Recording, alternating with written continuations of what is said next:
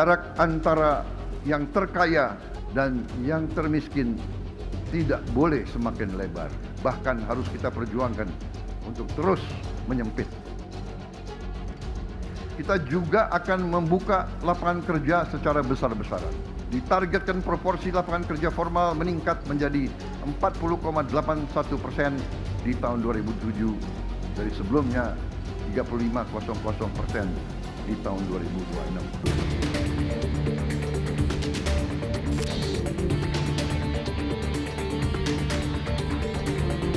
Ini juga pernah ada yang bilang bahwa inflasi akan double digit nggak terkendali. Ternyata sampai sekarang baru 2,42%. Jadi inflasi terkendali. Ini juga membantu daya beli masyarakat kita tidak tergerus.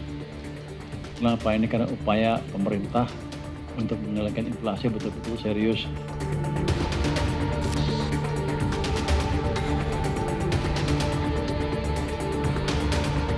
Tapi secara umum kayaknya hampir semua yang saya beli tuh agak naik gitu harganya, sehingga biaya hidup juga jadi naik. Udah tidak optimis sih terkait kondisi saat ini gitu ya. Kan takutnya dari ketingginya rupiah, dolar ke rupiah ini kan jadi kemana-mana merembetnya gitu.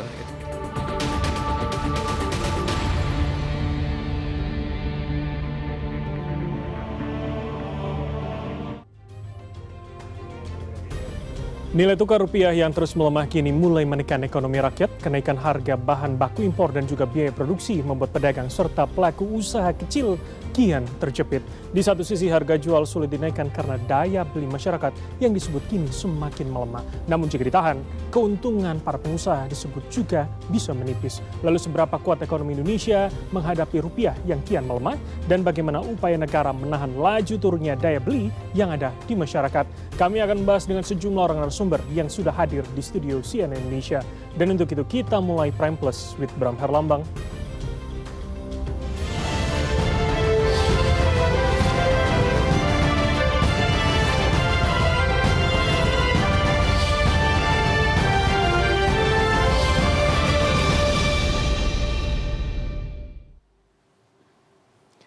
Langsung saja saya perkenalkan sudah ada 5 orang narasumber yang ada di studio kami, CNN Indonesia. Saya akan perkenalkan dari sebelah kiri saya terlebih dahulu, yakni founder dan chairman Affiliation Global Retail Association, Roy Mandey. Pak Roy, selamat malam. Selamat malam. Terima kasih Pak Roy sudah hadir. Dan berikutnya ada ekonom politik Iksanuddin Nursi. Pak Iksan, selamat malam. Selamat malam, Bram. Selamat datang kembali. Pak Iksan, terima kasih. Berikutnya adalah tenaga ahli Badan Komunikasi Pemerintah Republik Indonesia, Aditya Laksmana. Pak Adit, selamat malam. Selamat malam, Mas Bram. Terima kasih sudah hadir, Pak Adit. Dan berikutnya Direktur Eksekutif Parameter Politik Indonesia, Adi Prayitno. Mas Adi, selamat malam. Selamat malam, Bram. Terima kasih sudah hadir. Dan yang kelima adalah analis senior dari Drone Prit, Rizal Nova Mujahid. Mas Nova, selamat malam. Malam, Bram. Terima kasih kelima orang narasumber sudah hadir. Langsung saja kalau begitu saya ke Pak Roy terlebih dahulu. Jadi kalau disebut sekarang mal tetap ramai, tapi yang beli jarang. Benarkah demikian? Apa yang kemudian terjadi pada industri retail sebetulnya, Pak? Iya, jadi sekarang ini memang terasa sekali anomali ya yang kita hadapi, di mana kelihatannya ramai, tetapi yang berbelanja itu tidak seramai dengan yang datang. Ya. Jadi mereka menikmati experience, menikmati leisure, menikmati event, ya. Tetapi ketika berbelanja itu satu hal yang berbeda. Jadi ini menurut asosiasi sebetulnya ada penahanan pembelian dari konsumen. Betul. Jadi ada tentunya di dalam situ ada penahanan belanja, kemudian juga pola belanja yang berubah, yang turun, kemudian juga down trading ya. Kalau dibilang down trading itu adalah karena memang fenomenal ini sebenarnya bukan baru. Down trading itu bahasa awamnya apa, Pak? Ya, down trading adalah transaksi yang memang menurun ya, baik-baik dari keseharian yang kita hadapi. Kemudian kita hadapi juga di mana masyarakat kalaupun berbelanja, nah ini kalaupun berbelanja, mereka hanya membeli kebutuhan pokok.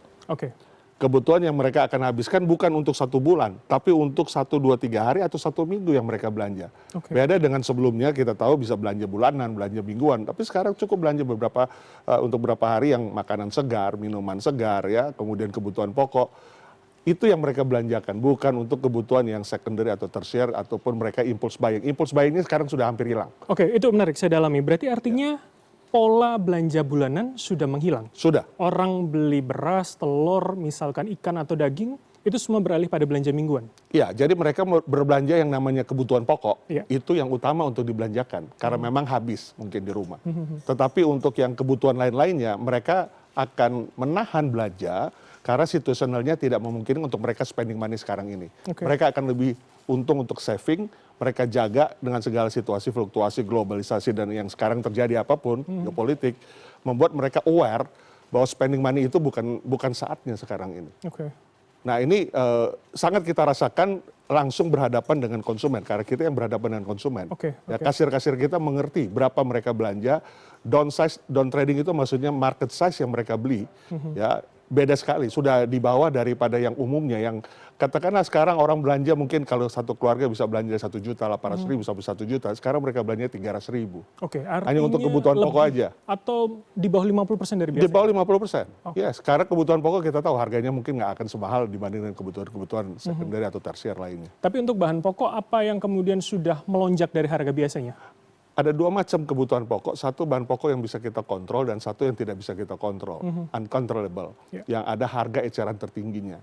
Nah ini menjadi fenomenal adalah kita biasanya di pelaku usaha retail yang bahan pokok yang uncontrollable, itu kita memang biasanya marginnya sudah rugi. Karena pasti kita belinya kemungkinan besar di atas HET. Oh, oke. Tapi kalau yang kita bisa controllable, itu yang masih bisa kita dapatkan margin. Jadi, tapi kita ketahui bahwa barang-barang yang kebutuhan pokok yang uncontrollable itu, yang kita nggak bisa kontrol karena diatur oleh pemerintah, itu yang paling dibutuhkan oleh masyarakat. Kita jadikan mereka traffic puller untuk bisa belanja, tetapi Oke. kita tidak mendapatkan margin yang signifikan ketika kita menjualkan barang-barang pokok Bahkan itu. Anda sebut bisa rugi karena Bisa. Anda atau asosiasi beli di atas harga HIT. Retail membeli di atas HET, dan itu sudah terjadi. Bukan baru sekarang sebenarnya. Nah ini yang senantiasa dikatakan bahwa ini satu fenomena yang memang sudah konkret dan real di depan kita. Oke, baik Pak Adit, apa yang kemudian negara siapkan untuk kemudian ada jeritan juga dari asosiasi retail begitu? Ya, terima kasih Mas Bram. Merespon Pak Roy tadi, memang kita juga tidak bisa melihat kondisi ekonomi itu seperti apa yang terjadi sebelum terjadi gonjang-ganjing global ini. Saat ini memang kondisi ekonomi sedang tidak baik-baik saja secara global, dan tentu itu ada imbasan ke dalam negeri ke Indonesia, dan tentu juga berdampak pada ekonomi rumah tangga. Saya kira rasionalisasi belanja itu adalah hal yang wajar di tengah situasi ekonomi global yang saat ini, dan kita juga tidak bagian dari ekonomi global, kita juga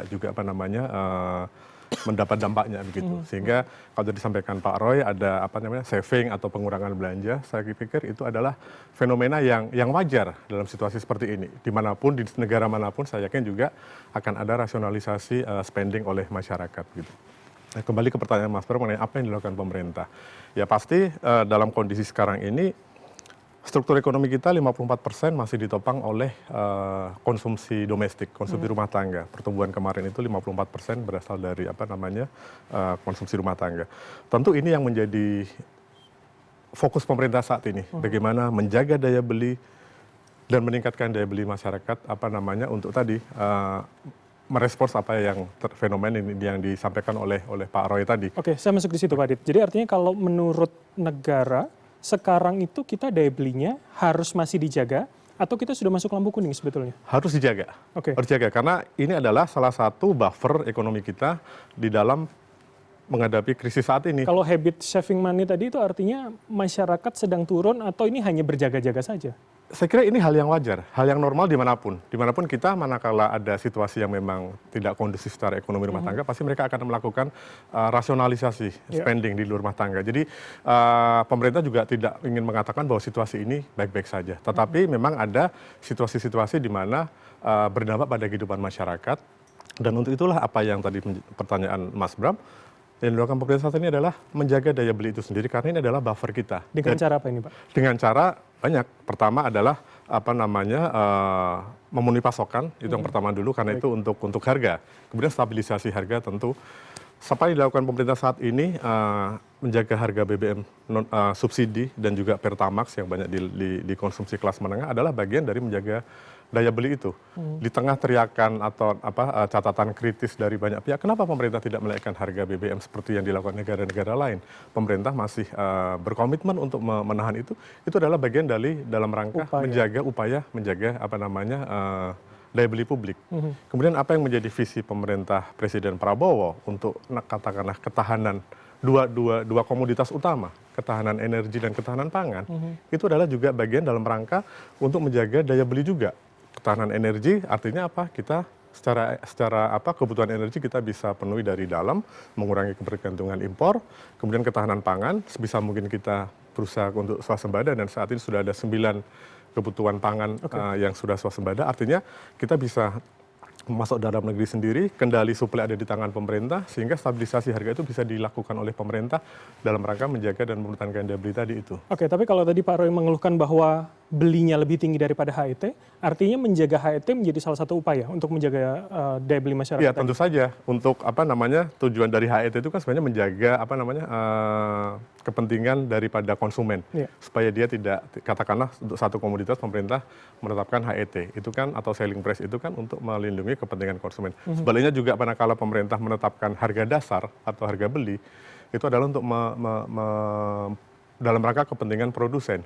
Jadi dua-duanya ini dijaga oleh pemerintah. Gitu. Oke. Menjaga adalah hal yang prioritas begitu ya hari ini dilakukan ya. Oke. Saya ke Pak Iksan kalau begitu. Itu menjadi hal yang rasional hari ini atau secara jangka panjang ini bisa pola yang kita gunakan, Pak Iksan? Dalam situasi ketidakpastian, kalau pakai pemikiran Keynes, apa yang Adi ceritakan tadi itu bagian dari intervensi namanya. Oke.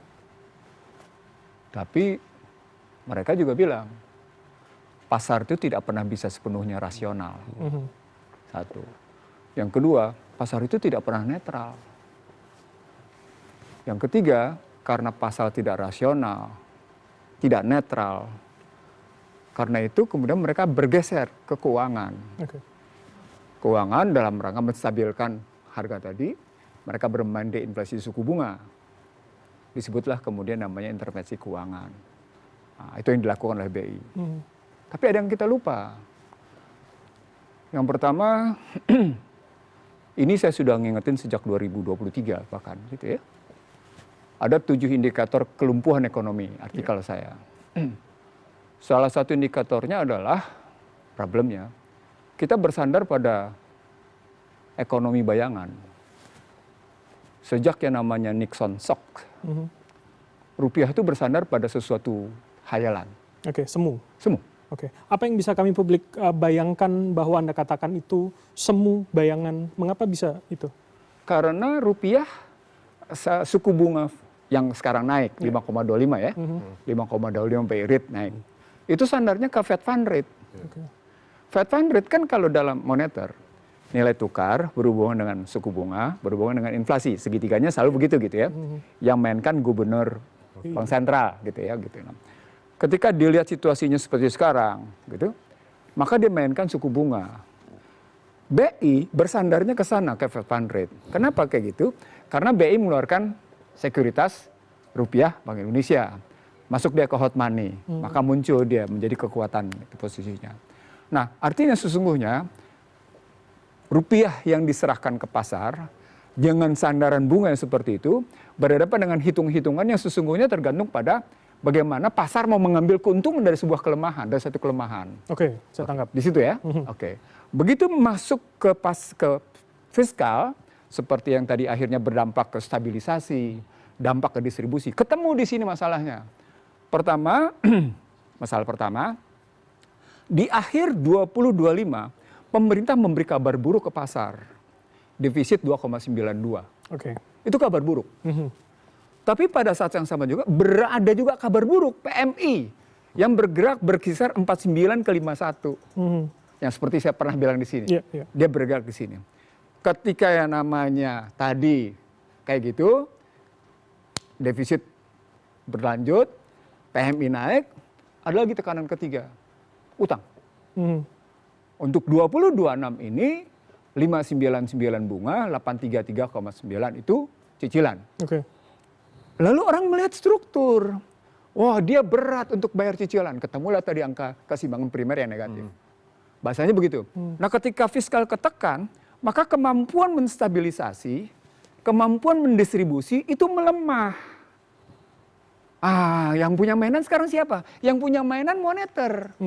Yang punya mainan moneter. Nah, di situ yang disebut dengan bagaimana ekspansi masing-masing pihak dalam rangka melakukan intervensi, memperbaiki ketidakpastian. Oke, Teorinya begitu. Teorinya di situ. Nah, begitu muncul ke sektor real, maka pertanyaan besarnya, sampai seberapa jauh pertanyaannya efektivitas kebijakan moneter dan efektivitas kebijakan fiskal itu yang Adit bilang dan yang tadi Roy bilang memperkuat pasar. Oke. Nggak terjadi. Kenapa nggak terjadi? Karena sesungguhnya dampak dari COVID itu belum memberi pemulihan yang utuh pada UMKM. Oke. Apalagi ditambah dengan kenyataan UMKM-nya jatuh. Kelas menengah turun. Ada indikator kedua. Tabungan pihak ketiga yang jumlahnya 500 juta ke bawah itu menurun cenderung stagnan. Iya. Tapi untuk yang 112 juta itu menurun. Yang naik yang berapa? Yang 2 miliar naik. Oke, kesenjangannya akan semakin jauh ya. Jadi sampai di situ gambarnya berarti kebijakan fiskal dan moneter dalam bacaan orang-orang kaya itu, dalam bacaan Morgan, dalam bacaan macam-macam lemah fiskal dan moneter. Itu bacaannya. Oke. Nah, kelemahan itulah yang dimanfaatkan. Mestinya Anda memperbaiki kalau seperti itu. Itu artinya saya baca dua tadi, moneter, fiskal dan sektor. Oke, berarti saya secara mudah dan secara awam menganggap bahwa karena sistemnya begitu, ini soal kepercayaan pasar terhadap apa yang terjadi di Indonesia. Betul. Oke. Nah, itu yang tadi kami berdiskusi bertiga.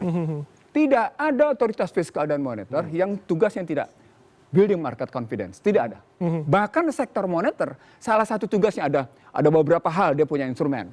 Instrumen terakhir adalah melakukan yang namanya persuasi. Dalam bahasa sederhananya building market confidence, membangun kepercayaan pasar.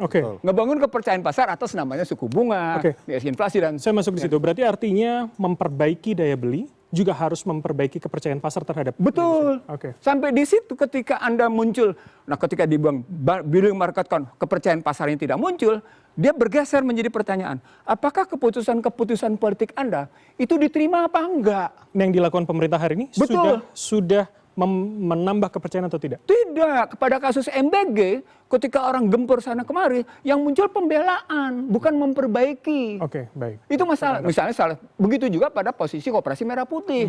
Bagaimana mungkin Anda belanja mobil, bagaimana mungkin Purbaya sampai memecat 2 dirjennya, gitu ya.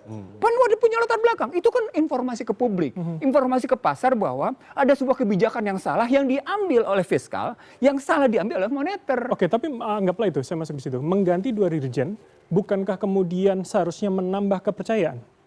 Tergantung. Oke, tapi dalam kasus kemarin? Dia tidak serta-merta menumbuhkan karena situasinya sudah dalam, kalau pakai bahasa media, serba tidak pasti. Nah, ketika serba tidak pasti itu dimuncul dengan kebijakan yang bahasa sederhananya tidak memunculkan reputasi dan kredibilitas di pasar, ya pasar nggak mau dong. Kan kita tadi pendekatannya market approach nih. Iya. Kita market based approach nih, kajiannya masih. Kita belum masuk ke research based, belum masuk ke production based approach. Kita masih masuk dalam financial based approach pun masih sedikit. Nah, ketika kita masuk market based approach yang kayak gitu dan pasar nggak bisa. Karena moneternya tidak efektif, kapan moneter nggak efektif kelihatannya? Ketika Purbaya salah menggunakan transmisi moneter 200 triliun, salah. Oke. Itu informasi ke publik, kalau salah dia, gitu. Itu pasar. Fiskalnya juga sama. Oh, dia bertahan posisinya. Pada saat yang sama kita ngelihat struktur. Oh, Anda ngeburu pertumbuhan 5,1 ke naik 5,6. Basisnya konsumsi. Dikejar lagi ke dalam. Oke, kalau gitu sekarang pertanyaan berikutnya. Berapa besar investasi? Oke, baik. Berapa besar yang namanya X minus M? X minus M-nya bagaimana jasanya? Itu sampai kayak gitu, pasar tuh akan begitu ngelihatnya. Walaupun teori itu akan dihajar lebih lanjut pada posisi bagaimana. Bagaimana yang namanya teori tadi tidak melahirkan kesejahteraan. Oke, baik. Menarik. Nanti saya dalami di situ. Pak Adit, saya akan minta tanggapan Anda, tapi usai jeda berikut ini, tetaplah bersama kami di Prime Plus.